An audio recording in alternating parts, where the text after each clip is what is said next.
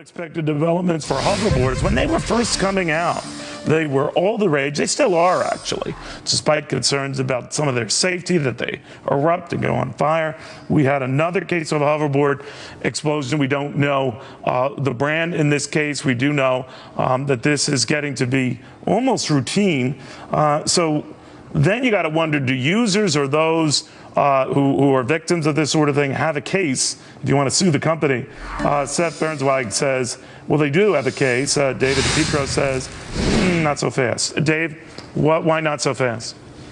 It's too soon to tell. It looks like trial lawyers might be the Grinches that are stealing our Christmas presents this year. Really, for a class action case, and you have to really prove three separate things: that they're common in nature, that they're numerous in nature, and they're typical in nature. There's only been maybe about a dozen reported fires as it relates to these hoverboards charging issues. We don't really know the common cause of why the batteries are catching fire. Is it a charging issue or a riding issue? And the range and the damages are vary vastly. Typical instance is one of the boards catching on fire from one area to another area where the boards are causing house fires.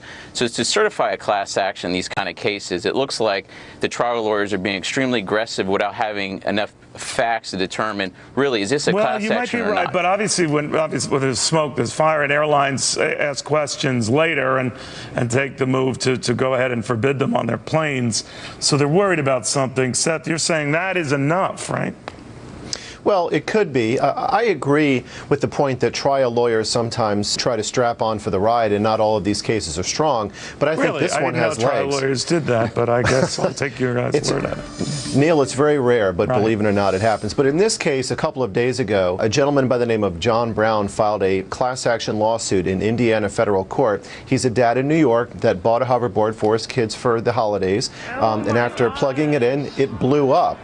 So in that case, and looking at about a dozen similar instances in at least 10 other states, it really does appear that we have a safety issue here. You have a lithium battery that seems to be the proximate cause.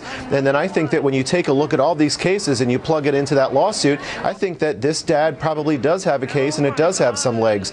You have some numerosity, you have typicality of plaintiffs. Bottom line, I think the case is well drafted, and I think it will roll forward. You have to separate the wheat from the chaff, right? I mean, there are some schlocky dealers, and there are those who get the UL code, or one of those shows that it's proven safe and effective, and the batteries won't heat up or blow up. But what normally seems to happen here, guys, is that all hoverboards of all makers seem to get caught up in the safety fray. So, David, where do you start distinguishing? I mean, that's the unfortunate part. You look at what happened with the cell phone industry in 2004. We went through the same battery issue. Really, what you need to look at is where you're buying the hoverboard from. Is it a major retailer or not? And is it a major manufacturer, or is it one of these chintzy manufacturers that are questionable in nature? So you have to do your due diligence. If you do have a claim, you should. It's more prudent to file an individual claim if you have real damages. Well, because what if you're falling off at a lot of people over the holiday? Broke a wrist or fell off. There's that famous shot of Mike Tyson falling off of his. I would think those issues are more germane here, but I don't know if that's a suable issue.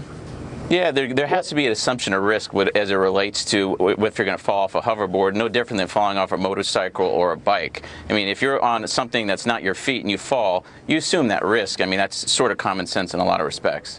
You can assume the risk that you're going to fall, and I agree with that. You don't assume the risk that you're going to be on something and it just suddenly bursts into flames. Yeah. You've got several big box retailers that are pulling it. You've got the FAA voicing concern. You have the Consumer Product Safety Commission investigating. So I think that it has some legs, and it is a problem. We'll watch closely. Guys, thank you very much.